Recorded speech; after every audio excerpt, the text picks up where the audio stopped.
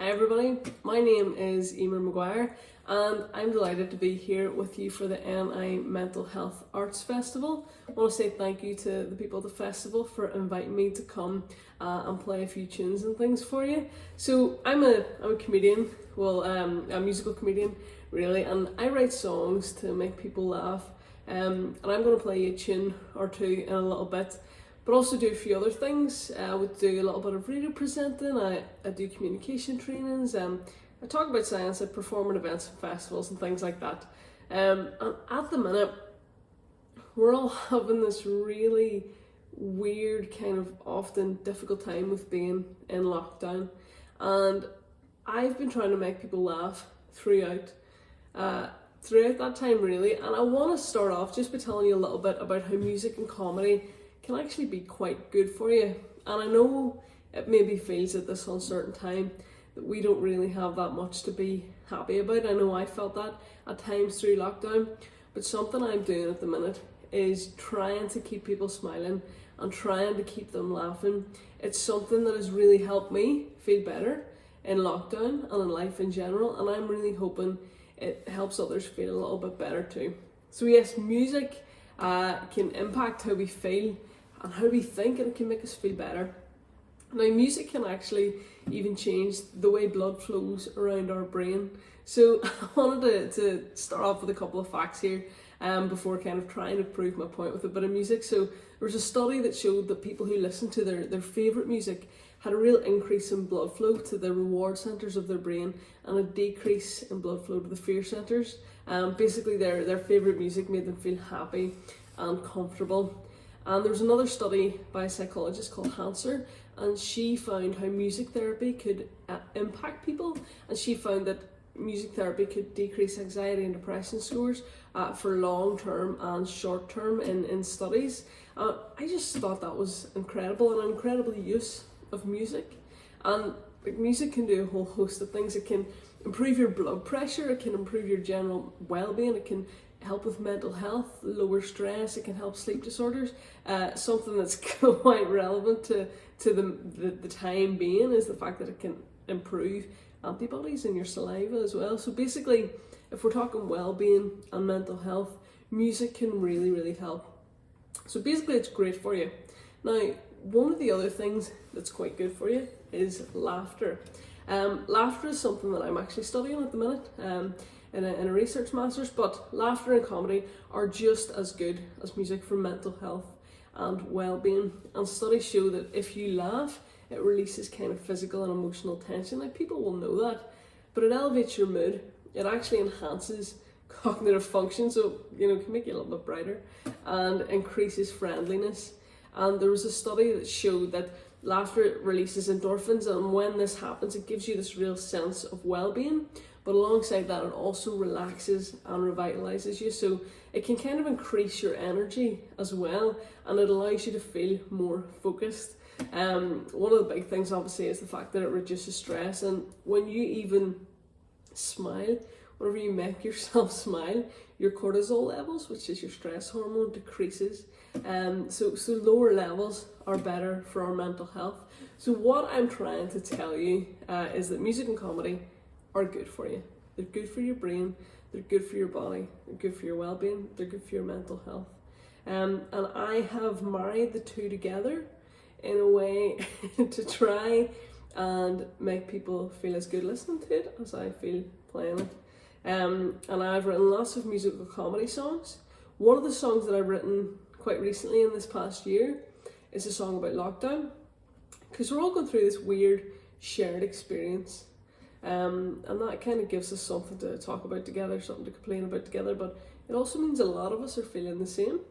A lot of us are bored, and I'm not I'm not minimizing mental health or anything like that. I know a lot of us have struggled over lockdown, but I'm just trying the only way that I know how to try and make people feel better, even if it's just for a brief 20 minutes while listening to this and enjoying a little bit of comedy music. So this first tune that I'm going to play is my lockdown song. It's basically a list of ideas of things that you can do when we're in lockdown, in case we get stuck in it again. A list of things you can do to kind of keep yourself entertained. So hope you enjoy this.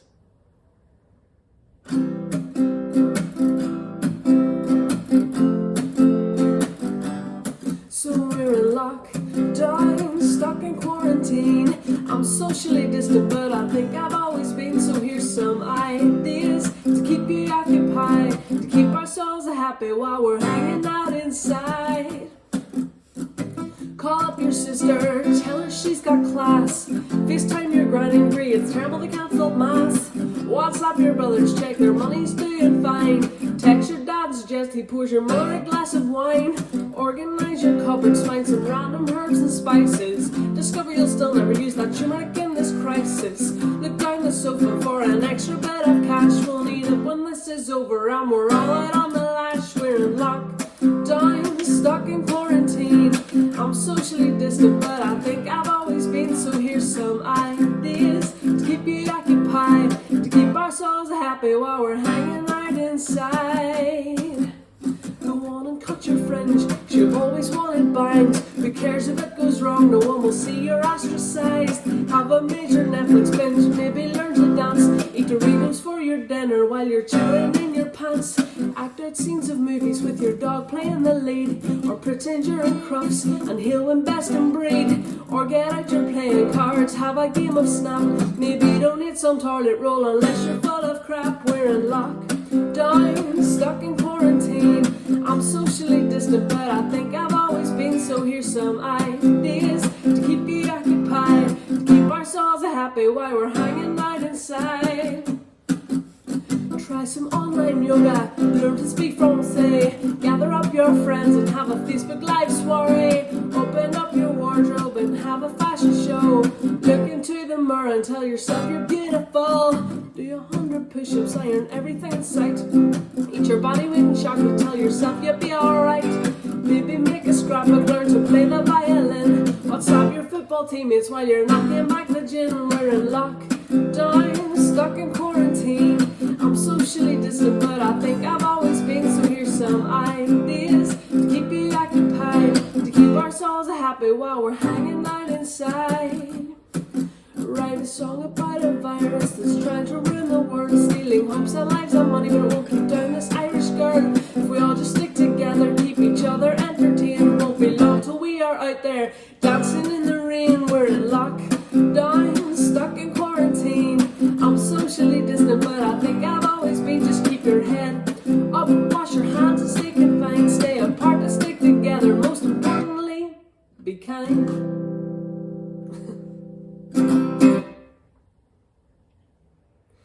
I hope you enjoyed that first song.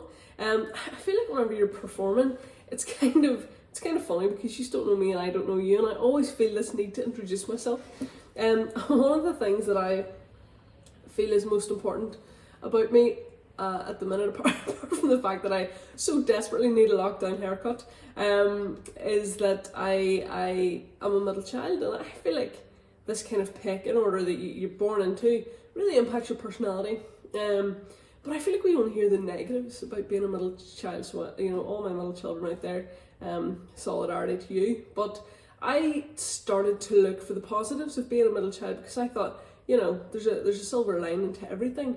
And I saw some cool facts about it. More than half of US presidents are middle children, which I thought was very, very cool. I also saw that the guy who suggested that middle child syndrome was a thing said that the lack of parental attention shown to middle children in younger life make them more likely to fight injustice. So I thought that was quite cool. Nothing says look at me mum than standing kind of with banners and things and making a difference in the world. So I thought that was a big positive. And another study said that middle children are actually socially strong. Not sure it's the case for me, but socially strong and have flourishing careers. And I have to say, like, flourishing is not the F word my dad used when I said I was going to leave my NHS job to pursue a career in comedy. But I thought it was fascinating. So I decided to write a theme tune for middle children, kind of as an introduction to me and also kind of a song of solidarity to the rest of the middle children out there. So this is Middle Child.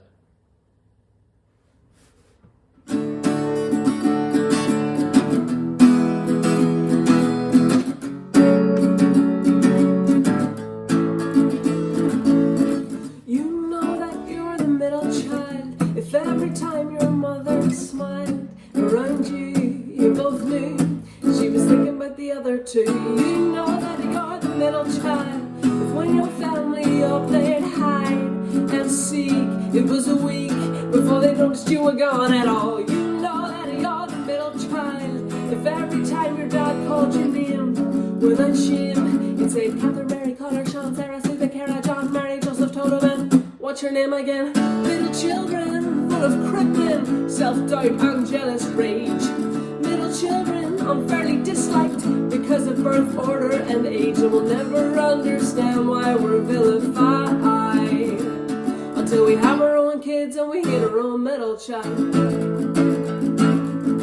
You know that you're the middle child. If any time you ever cried, your mom took you aside and said, I'll give you something to cry about. Even though you'd broken both your legs, your parents didn't really care, but they brought your sister to Andy when she got chewing gum in her hair. You know that you're the middle child. If you showed your parents this song and they both laughed along, I'll tell you that it wasn't wrong. Little children full of crippling self-doubt and jealous rage. Little children unfairly disliked because of birth order and age, and will never understand why we're vilified until we have our own kids and we hate our own middle child. Sorry, Mom. This next tune that I'm gonna play, it's not a song I play very regularly, but it is a song I like because it tells you everything you need to know about me. I thought I would play it specifically for this, for the Mental Health Arts Festival, Northern Ireland Mental Health Arts Festival, because it talks about something that I really struggle with, and it's overthinking, and I know a lot of people struggle with this. So a lot of times people like myself who are a little bit socially awkward tend to overthink, and it can be relatively benign, or it can really, really stress you out. And I kind of always have had this thing where I think I should have said this, I should have worded that differently, or go over conversations in your head, and it usually happens at night when you're trying to sleep.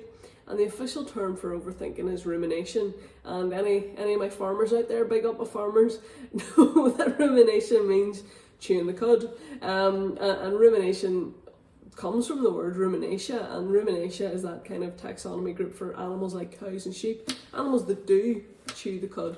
Those animals, like myself, have several stomachs, and they kind of constantly regurgitate their food, and they chew it over and over again. So they ruminate on chewing, and we ruminate on negative thoughts. And I always thought it's kind of weird that we're supposed to count sheep at night to help us sleep, whenever the word that causes us to overthink and not sleep actually comes from sheep. That always kind of blew my mind. So the times in life whenever I lie awake and overthink is always when everything's going great. My mind gets suspicious and thinks everything's going a wee bit too great. You know, it's like when it's quiet, it's a wee bit too quiet. Everything's going a little bit too well, so I go to bed, close my eyes, and picture a multitude of nightmarish scenarios. This happens to me quite frequently, and I heard that this has been happening to people more in lockdown. You know, people are having these kind of quarantine dreams, or quarantine dreams. And one of the nights that I couldn't sleep, I wrote a song about the experience. This is an example of just a couple of the things I've panicked about in the past. This is Perfect Day.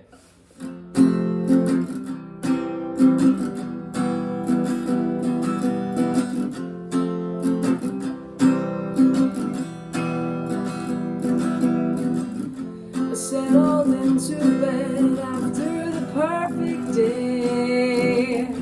I gotta tell you guys, my life is going great. I'm getting married, I bought a house, I got a dog. Just gone vegan, got promoted and I jogged. But as I close my eyes to sleep, into my mind these awful thoughts they creep. What if my dog dies? What if there's an earthquake? Is human existence built on lies? Is my way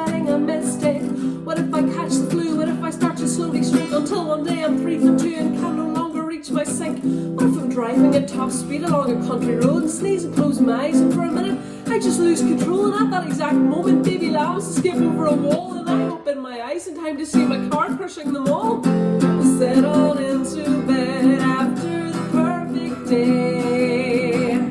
I gotta tell you guys, I'm really not okay. My mind is spinning, I stare ahead into pitch black. Despite my perfect life, I'm an insomniac. What if the fire starts, I don't have an escape plan? But the reason I love milk is because my real dad is the milkman. What if the first person I kissed thought that I wasn't good? What if my friends all hate me and there's feces in my takeout food? What if my life is an elaborate prank that's televised? What if I can't sing and I just haven't realised? What if I get lost in IKEA and I'm never found? Instead I spend forever eating meatballs, walking round and round. What if my parents meant it when they said there was a huge mistake? When I was born, the hospital gave them the wrong baby to take. I mean, I thought it was a joke, but maybe they're telling the truth. I don't want a relative stranger who's not a relative living underneath their roof. I settled into bed after the perfect day. I gotta tell you guys, I'm really not okay. My thoughts are hijacked, I'm never getting to sleep. And now that I've killed those lambs, it doesn't feel right counting sheep.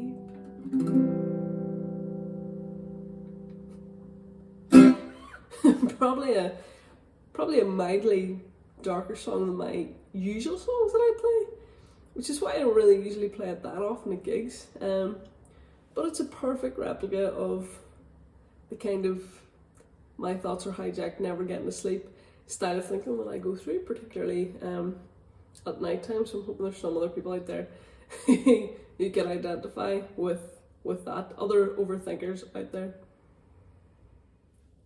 So I'm going to play another 2 tunes before I wrap up.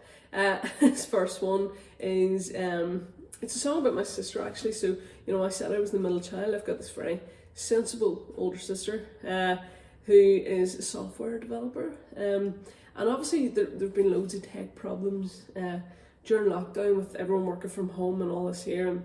And I kind of think everyone should have a computer guru. So my sister is mine, so I'll call her up anytime anything's wrong and say, yo, how do I fix this, how do I do this? But my sister sometimes responds to me as if I've never seen a computer. And like, I'm a millennial, I probably came out of the womb holding an iPad, and you know, I always think, why do you think I know nothing? I'm actually just asking you, you know, to help me with one thing. You're a specialist in this.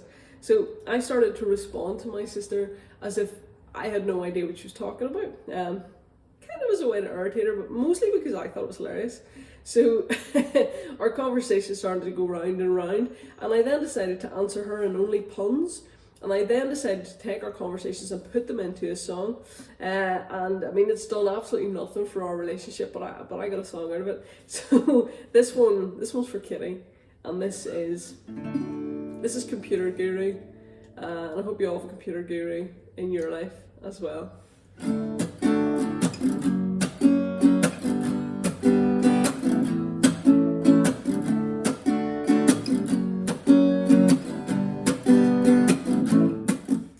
Sitting at my desk, I'm feeling so bereft. Right in front of me was the blue screen of death. I call up my sister, she'll know what to do. A software engineer, a computer guru. Now I say guru, but I say that very lightly, because despite her qualifications, she never gets it right. See, all she does is ask a ton of questions through a muffled jaw that says, I don't know, Emer, have you tried turning it off and on? Actually, I've never thought of that, said no one ever. And I know that those IT folk are very, very clever, but my sister likes to ask me that stuff every single time. Is it on at the plug? Is your router online? And so I called her up to help me with my latest problem, my blue screen of death issues, to see if she could solve them. I prepared myself then for her onslaught of questions, computer genius language, and technical suggestions. Here's what she asked me. Is your Monitor working, what happens when you print? Have you cleared your cache? I said I haven't been, I'm skint.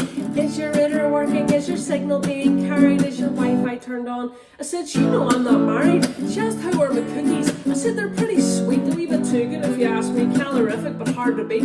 She asked if I had a certificate to validate my site. I said just one for swimming 200 meters in 1999. Tell me what to do, my computer guru. Did I receive malicious emails?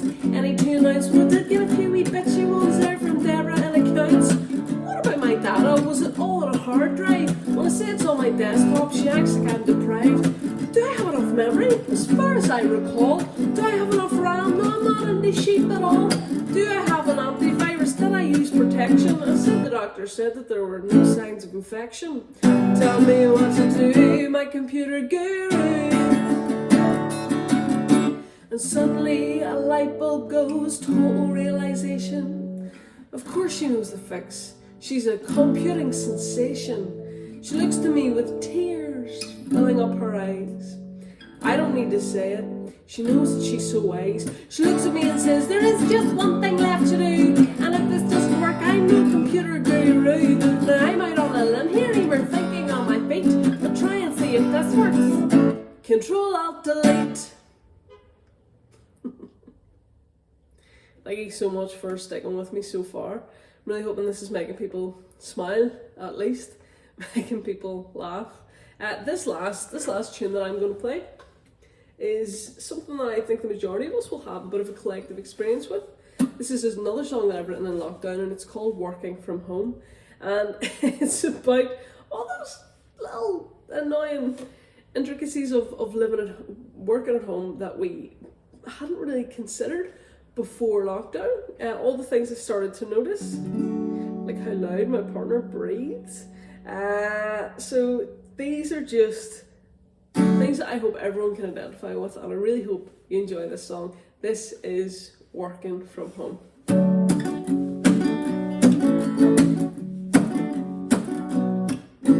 Working from home, feeling alone. Kids are screaming 9 a.m. already. Time for your first Zoom meeting. It's wearing pajamas. Still a no-no. Wanna throw your laptop out the window. Your boss is understanding. Tells you just to do your best. They know that you're stressed, but they still want your work on their virtual desk. Homeschooling, who am I fooling? I don't even understand this. It's a global pandemic. Do we really need Pythagoras? Times tables, famous fables, 8 by 4 is 17. Teachers need a medal, all I have is gin and caffeine. The only thing my kid will learn during homeschool time is that he's smarter than me. And I've got 2 degrees, and he's 8. Working from home, feeling alone. Kids are screaming 10 a.m. already. Time for your next Zoom meeting. It's a shower, still essential. Wonder is my crisis existential. Dog growling, you're scrolling, can't get any peace and quiet. Might as well head to the fridge for your indulgent lockdown diet, which basically kind of consists of delicious snacks every hour on the hour. But to be fair, we are in a pandemic. To be honest, I just really love Dairy Milk. Working from home, feeling alone. Kids are screaming 1 p.m. already. Time for your next Zoom meeting. How is Sandra's living room nicer than mine? Hang on, Stephen, you drinking a glass of wine? The camera angle is unflattering at best. How's everyone dressed while I'm late to my desk? Well, kitchen table. Working from home, feeling alone. Kids are screaming 2 p.m. already. Time for your next Zoom meeting. So many things I cannot comprehend, like the fact the dishwasher is full again. Do we always eat this much? Just use a wee paper plate for your lunch there, no? That's chicken curry, you can't use paper plate for that, no. Eat it from your hands. PE with Joe, how about no? I don't want to sweat around my living room or do yoga via Zoom, making sourdough. Oh, why though? Should be working, but instead I'm burning banana bread. You miss your colleagues, you miss your office, they miss you. When this is through, you'll all have the maddest staff too. Until then, Microsoft Teams, quarantine dreams, all these apps that are new to me, I'm not but DIY, it's good you have to stay inside. Even if we're all just working through a screen, you're still a team, smashing it through quarantine. Working from home, but you're not alone. Let's try and keep each other's spirits high. See you on the other side.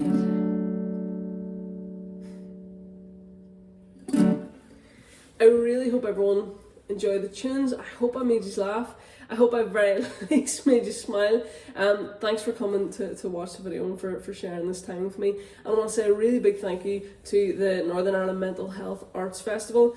This is incredibly important and I appreciate the work that you are doing. For anyone who liked the songs and the general chat, you can follow me online if you look up Emer Maguire on Facebook, at Emer Maguire Official on Instagram, and at Emer Official on Twitter. Hopefully catch up with you all there, but thank you so much. I've been Emer Maguire. Have a good one.